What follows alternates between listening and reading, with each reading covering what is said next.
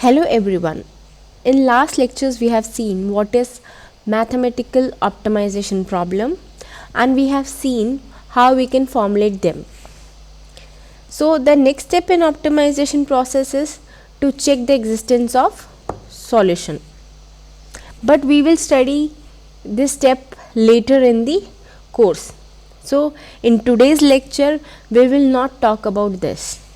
So in today's lecture we will mainly concentrate on some of preliminary ideas of solving a optimization problem if the solution exists. So one of the simplest method to solve an optimization problem in one variable or two variable is graphical method. So we are now going to see the graphical method. Now let us consider a function in one variable which is of this form. Fx is x minus 2 whole square 2 plus 3 and the plot of function is given here, and you can see that minimum value of function is somewhere here and the corresponding value of x is 2. So the minimum of this function occurs at 2 and the minimum function value or the optimal function value is somewhere in between 4 and 0, which is approximately 3. Okay. Let us look at another function. Fx is minus x square, which is plotted here. So you will see that function goes to minus infinity to x equals to plus infinity. X goes to minus infinity to plus infinity. So the function do not have a minimum value, but the function has a maximum value, and the maximum value is attained here, and the corresponding value of x is 0. So you can see that the corresponding value of x is 0 and the optimal function value, the maximum function value is 0. Okay. Let us look at another example. Fx is x cube. So you will see that this function, when x goes to infinity, function goes to infinity. See, it's increasing. And when x goes to minus infinity, the function goes to minus infinity. So this function do not have minimum or maximum value because the function just goes to plus infinity and minus infinity in the either direction. But at this point, so if you see that if you move in this direction on the right hand side, the function value increases, and if you move on opposite direction on left hand side, the function value decreases. Okay, so such points are called saddle points, and for solving any optimization problem it is very important to locate such points. Now a typical nonlinear function would have a graph of this form, and if we are looking for minimum of this function, let us assume that function goes to infinity in both the directions. So the minimum value of function occurs here. Okay. But in many optimization problem, it is difficult to locate such minimum points. Instead, if you look at this point, you will see that in the vicinity of these points, the function value is increasing, right?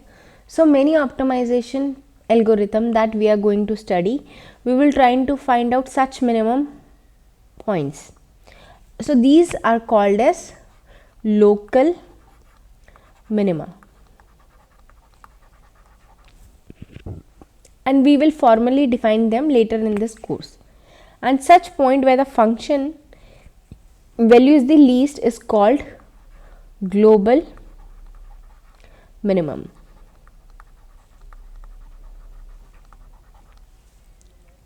Okay, and such minima are, it is difficult to characterize such minimas and also verify such minimas. So in this course we will mainly study about the solution which are typically local minima. Now when it comes to two-dimensional space, two-dimensional function, so one function is given here. So it is a function of two variable x1 and x2,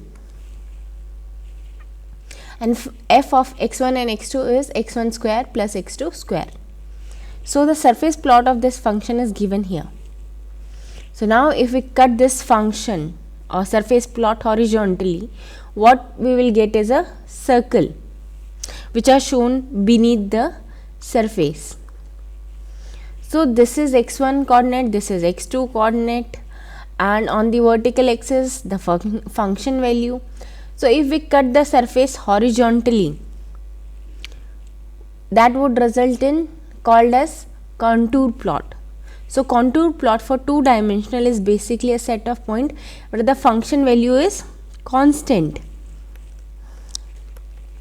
Now if you cut this surface at different horizontal level like 2, 4, 6, 8, 10, any level, you will get different contour plots, and some of them are plot beneath this surface with these circles. Now you will see that the function has a minimum value somewhere here, which is origin, and the function value is 0. Now let us just look at contour plot and how all these they look like. So the contour plot for previous function are given here. So remember that this is a quadratic function. So the outer plot which is given here is a function value 8, and the inside the function value is 6, 4, 2, 1 and so on, and minimum of function occurs here, which is origin. So you will see that the function value in this case has been decreasing. Now there is another function that is not quadratic. You will see that this function has a peak and valley. So this valley will give you minimum of this function and this peak will give you maximum of this function. So maximums occur at 1 by root 2, 0, and minimum occur at minus 1 by root 2, 0. So the same function contour plots are given here, and you will see that if you look towards the minimum, towards the left part, okay, of the curve, the function value keeps decreasing and then minimum is achieved here, okay, and right part of the curve the function value increases, and as you go in the interior the maximum occurs here, okay. Now here in another quadratic function, you notice that unlike the previous quadratic function fx x1, we have seen that fx1 x2 x1 square plus x2 square. Over there we have seen that it will have contour of circular shape. Here the contour plots are elliptical in nature. So again on this plot the function value is constant, which is 8, and then as we go inside the function value decreases and minimum occurs somewhere here where the function value is again 0. Function value is 0. There is commonly used test function in optimization literature which is called Rosenbrook function, and the contour plot of this function is given here. So here the function value is 16 and this is the contour plot for the function value 16, the outer one, red one. And then as we move to the interior, it goes down 8, 4, 2, 1 and finally minimums occur here where the function value is 0. Minimum value occurs at 1, 1 and my function value is 0. This again is a surface plot of some function. Now you will see that it has multiple peaks and multiple valleys over here, over here. Okay, so well optimization problem, it can be thought of rolling a marble along this surface. Okay, and then it will go to a point here, the nearest minima, suppose here. So if you roll it from this place, it will go here and settle down on this place. If you roll from this place, it will go down and settle here or settle at this point. So initial point is very important for solving your problems. Accordingly, your minimum value will change and you will get local minima. You can get stuck in local minima and you have to update your algorithm to get your global minima. Okay.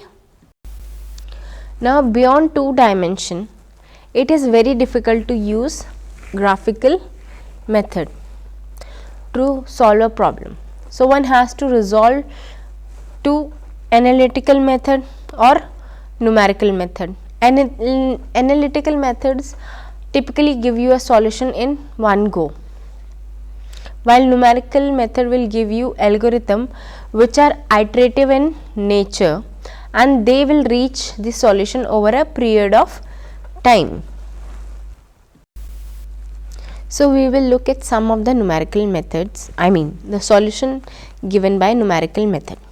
So again we take a function which is quadratic and the contours are circular in nature, and suppose we start from this point. So my initial point is 6.4 and 1.2. Okay, and some optimization algorithm can give you a solution in one go.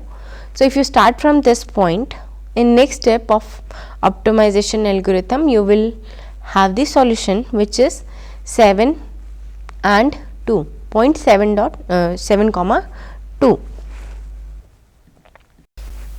Now if you take some another quadratic function